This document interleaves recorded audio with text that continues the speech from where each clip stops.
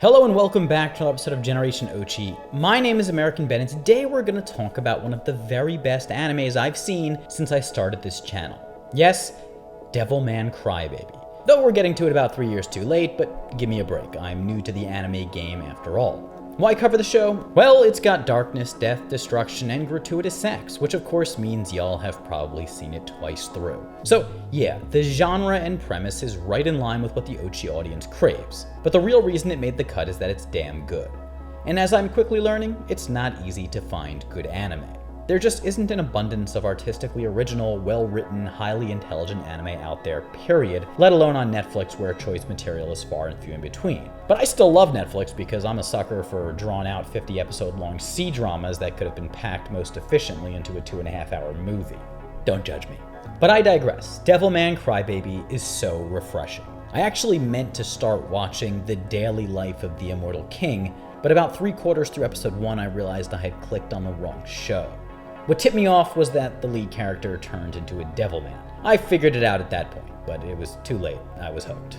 So today we're going to dig into the depth of the show with full intention to divulge its underlying messages. Now, let's be clear, for the most part, the themes and messages present in Devilman are nothing novel. They've been done before and continue to be done after. For example, the K-drama The Uncanny Counter takes a look at how human fear creates demons, and another K-drama, Sweet Home, conveys how humans can be just as devilish as monsters or more, but not be self-aware of their own depravity. Devilman's execution of these themes is competent, but really to me there are two elements of the show which make it special. The first, the artistic style, is not what we're going to discuss today. Still, let it be known the originality of the show lies in its art design, which is creative and disquieting. I love how some of the human characters appear like demons even when they're still in their original skins. Devilman's world fluidly oscillates from real to surreal, from one moment to the next, and then again at times lies somewhere in between. I'm no expert on the visual aspects of anime, but just on a very primitive level, I can acknowledge that the show's art, it very good, me like. The second element of the show that makes it truly stand out is its themes related to so-called immorality and debauchery, but not quite in the way that you may think. But stay with me because I have to work towards what I mean by that, which I will get to right after a summation of the show's plot and mid-roll-it. Devilman Crybaby tells the story of Akira Fudo, who lives with his friend and crush Miki Makimura and her family, as his parents are off doing some sort of mysterious work elsewhere in the world. When a supposed gang of rappers approaches Miki on a dock, Akira shows up to save her, and then when he appears to be in harm's way, his childhood friend Ryo Asuka shows up to save him. Ryo whisks Akira to safety, oddly leaving Miki to get jumped on the dock, and explains on the way that he has discovered the existence of demons on Earth, a truth which the government wants to hide from the masses, and which Ryo is determined to expose.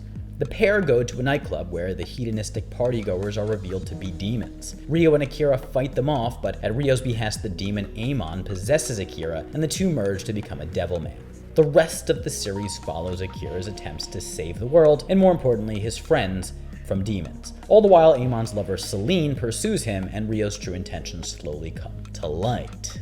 Now, returning to the themes of the show, as I said before, the show focuses heavily on debauchery in modern society.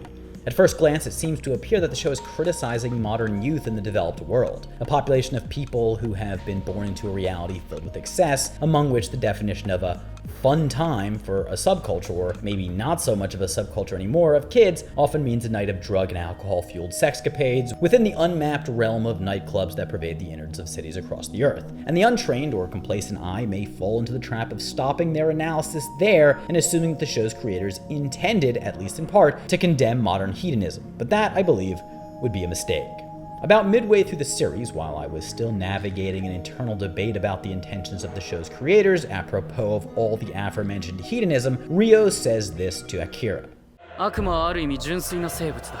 What Ryo means by pure is that Celine and her fellow demons are simple. They act on their basest instincts and don't try to fight off their urges. They don't grapple with insight or experience deep dystonicity with their own being.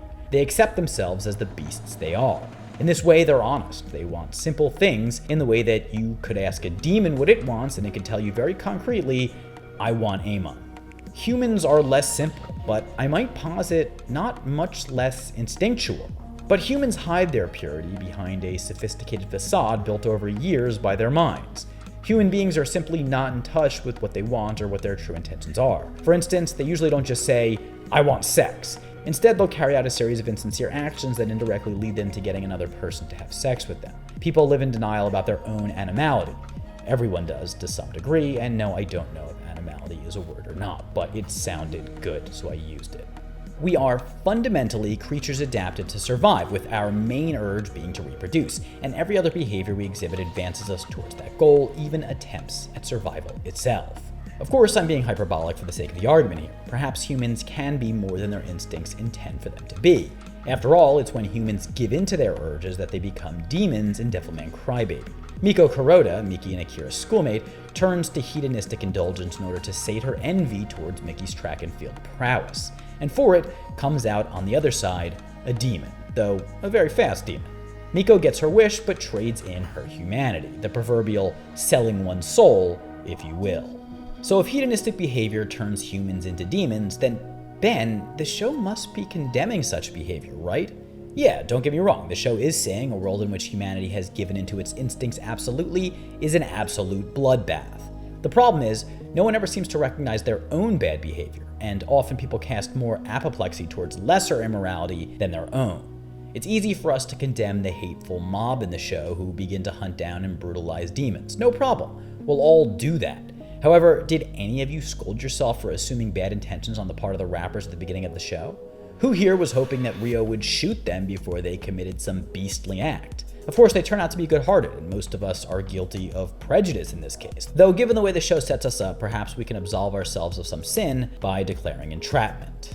Now let's get back to the nightclubs and all of the casual sex and drugs, which, okay, is a fair bit irresponsible on the part of those engaged in doing it. I'm personally no fan of drugs, to be honest. I have to say that. But probably it's still better than mass murdering people in a worldwide witch trial in the name of morality. However, before I move on to the latter part of the show, I have to return to debauchery and how this theme is conveyed in a way that makes the show special. See, the show makes us question whether it's condemning debauchery or condemning our paranoia about debauchery. Our biases, our beliefs, those ingrained in us starting at birth due to institutionalized ideas, both good and bad ones, make us see demons in actions we consider immoral. So, is the nightclub as overrun with demonic entities as it appears to be, or is that our biases speaking, because we associate nightclub behavior with sin? And what happens in response to witnessing sin? Well, we become scared of retribution from divine authority. What is really just actually humans punishing us, and we act against the immoral in violent ways, giving ourselves a moral exception to do bad along the way. There's no person known to exist who doesn't have animalistic instincts of some sort. That doesn't mean we should never restrain those instincts. On the contrary, the ability to fight off certain urges is what makes humanity so rife with potential to progress itself. Still, humans are kind of in a sticky situation, thrust into the void with naturally endowed urges, and then made to feel guilty about them by other people pretending they don't have such urges. There is some utility to this dynamic, of course. The urge to kill is probably a good urge to stamp out of society at most points. But the urge to have sex, well, that's a more complex debate, the answer of which is dependent on the situation. The show portrays a sex-addicted society across which there are deviant criminals obtaining sex in the most evil of ways, as well as relatively innocent teenagers fantasizing about sex, and the entire range of these characters is conveyed as somewhat demonic. The former group deserves the label, but as for the latter group, should they be frowned upon for simply being prone to the natural urges born of nascent pubescence? But wait, we need to jump back to the moral exception to do bad dynamic we began to discuss just a moment ago. Again, in fear of punishment and negative consequences for allowing immorality to take hold, I suppose what at some level is always fear of death, policemen might start wantonly killing demons, whether the demons at Barrel's End are doing bad or not, or even start killing people in society suspected of being demons. The part of the populace carrying out such killings goes to extremes in order to wipe out debauchery and sin, all the while living in denial that they are acting on very primitive instincts, not highfalutin humane ones. No, they do the very thing they claim to fear demons will do, carry out genocide on humanity. So who are the demons? Yes, the very definition of demon comes into question during the course of the show. Or better yet, it becomes unclear if the group capable of exerting the most evil is demons at all. The paranoia pervading society in Devilman Crybaby climbs to the highest levels of power. 国民全員が携帯できるよう武器を大量生産することはできんのか法整備は間に合わん Thus, unrestrained, morally accepted violence becomes institutionalized at the highest levels of society. And in danger of being simplistic here with a presidents are war criminals type of argument, I think what does ring true is the show's idea that world powers do often excuse their own violence in the name of morality itself. 隣国の動きも気をつけなければいけない。隣国はすでに悪魔の手に落ちたという情報もある。Paranoia creates fear. Fear creates distrust. Distrust leads to division, and pretty soon the world is at war. アメリカ国防省は今回の悪魔について、ロシアの生物兵器の疑いが強まったとみて国境を封鎖。This sound familiar? Perhaps Russia isn't the most ethical power, to say the least, but a healthy dose of hysteria can turn unethical power and bad actor into hub of demonic abominations plotting the destruction of humankind. What ensues is madness to the point that people are willing to commit evil to any extent, all the while screaming about the evil of demons. でも実の娘が悪魔なのに気づかないなんてある？知ってたのよ。知ってて黙ってたのよ。Humans are capable of hurting men, women, and even children in the name of extinguishing demons. It's been done before and will be done again before anyone realizes the wrong that's being committed. 疑心暗鬼に駆られた人間どもがとんでもないことをやり始めるぞ。Alas, it's the paranoia about demons that gives rise to demonic possession in the first place. The demons didn't come up from hell. Humans made them in order to kill demons. Bit of a catch-22 if you ask me. And I'd like to say this is where we get into the positive messages interlaced among the gore and tragedy of the final moments of the show. You know, I talk about how Mickey saves Akira from full demonhood by seeing the good in him. 彼の心は元のままだと思うんです。アキラくんが泣くときはいつも誰かのためなんです。I can sit here and assert that Akira bends, but never breaks because his heart is strong, and a person who is strong in heart will never lose themselves to the demon within or without. As long as some semblance of a person's essence remains, they can be saved, and sometimes all it takes for them to save themselves is the love of another. 俺が人間であり続けるのは君がいるからだ。Akira loves Mickey, and she loves him, and ultimately that's why he never allows himself to awaken Amon. Yada yada yada, that's all true to some degree. But this is not how the show ends. It's only how Akira's arc ends, because Akira is not the most important character in our story, no. That title goes to Ryo, whose very mission, it turns out, is to kill off humans. This is the truth about demons. So, we must find those who harbor dissatisfaction with the world, and then eradicate them before they become demons. Can't really blame the guy, I mean, he is the devil. But let's think about the significance and importance of Ryo. As I just hinted at, towards the end of the show, Ryo reveals to Akira that he's actually Satan. ふざけるな！お前だって人間だろうが！それが違うんだ、アキラ。私はサタンだ。Satan takes on a beautiful form, not the look of some hideous beast as we might have imagined them to be, and as would make them much easier to attack, blame, and kill. Ryo, to me, represents bitterness, a well-earned bitterness. 考えていたより、人間は脆弱だったということだ。多少の犠牲は仕方がない。Throughout the show, Ryo expresses cynical attitudes towards humanity and the reality humans exist within. Ryo cannot imagine building a better world without causing some death to take place. Why does Ryo hold such dark views? Well, again, they're the devil. But think back to what Ryo tells Akira about his maker. 私のことが嫌いらしい。悪魔が復活しているのを知り、再び攻撃を開始した。God, the very creator, kicks Ryo out of heaven for daring to go against him. And if I am to be a touch bold, I might extrapolate this to mean that Ryo is kicked out of heaven for being different or for going against behavior that religion dictates is moral.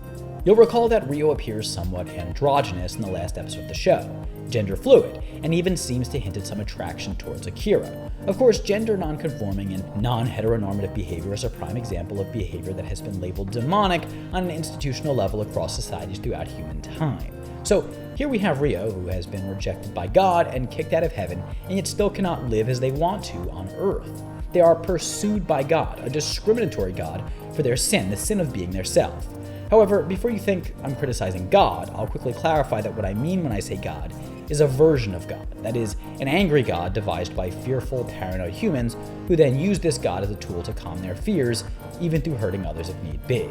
And so in Ryo, we have the bitter, the despondent, perhaps rightfully so, who, living in a world, or better yet a reality that on an institutional, including a divine level, does not accept them, has turned to the demon, aka has rejected his ability to love, in an attempt to rebuild the world into a place that's made for them. This is a statement, I suppose, on the bleak outlook those outcasted as demons have in their lives, and the dark path they're forced to walk down because their natural characteristics are wholly rejected by the world around them. Rio is an evil figure for the chaos he causes the earth and humanity thereon, but a tragic one as well, for the hand they've been dealt. In a deterministic sense, Rio is cornered into demonhood. The show makes no effort to say that embracing one's inner demon has no utility either. For Rio, it gives them a pathway by which to fight back. And then what would Akira have done without his powers or without his team of devilmen? The world may have fallen to Rio's plot. 集めて悪魔たちと戦う。やめろ。俺はそんなことのためにお前をデビルマンにしたんじゃない。 Prior to his transformation, Akira was milquetoast and weak. After, he's strong and able to fight the various evils in the world. Of course, he loses something of himself when he changes, but that's part of growing up, of getting stronger, strong enough to face the world so full of other demons, strong enough to survive. Of course, despite Akira's best efforts, the world is still destroyed in the end, or at least humanity is wiped off of its face. So then, the cruel god wins, no? Well, maybe. Or, the cruel god is only the mob of paranoid people who project a punitive deity in order to quash sin and quell their fears of damnation, or really death, and the real god is the one who hits the earth with the enveloping light in the final episode. This ending is left purposefully ambiguous. Was the earth destroyed, or just reset? If reset, then perhaps we can consider the idea that God renewed the earth because he believes it deserves a second chance. Why would God do this? Well, Rio learns to love, or at least he learns that he in fact does love Akira, and from this love comes sadness and humanity. In finding their humanity, Rio absolves themselves of the demon and earns the earth another chance, albeit with a brand new set of beings, but in the long run of the universe, humanity as a whole is what matters. Thus, in a very awkward way, this is a good ending, or at least an ending that provides for some hope. It may seem awkward that the movie ends with the antagonist's inner conflict and focus, rather than with the protagonist reaching some sort of enlightenment or transformative zenith. However, it's not so awkward when you recognize that, really, the problem we need to solve in the show is Rio's problem, that being his excommunication from heaven and his fight with God. Remember, the show does not start with Akira, it starts with the Earth being made anew in the image of demons and with Rio's arrival on the planet. Thus, the ending does in fact bring the show full circle. The opening scene hints that demons took over the earth in the absence of love, and without love, there's no sadness because love is the basis for all humanity and the feelings they experience. And when Rio learns to love in the end and experiences sadness for it, humanity is reborn from a state of near absolute corruption. Amidst all of the Christian symbology in Devilman Crybaby, if I need to sum up what the show's about in one word, well, given everything I just explained, I'd probably go with salvation. It's about being saved and how love, and not hate and everything that goes with it, can earn humanity salvation. Anyway, that's my take on Devilman Crybaby. I hope you enjoyed it. If you did, please do give the video a big thumbs up. Let me know down in the comments below, what do you think about everything I just said? What do you think about the meaning of Devilman Crybaby? Remember to subscribe to this channel and hit that notification bell.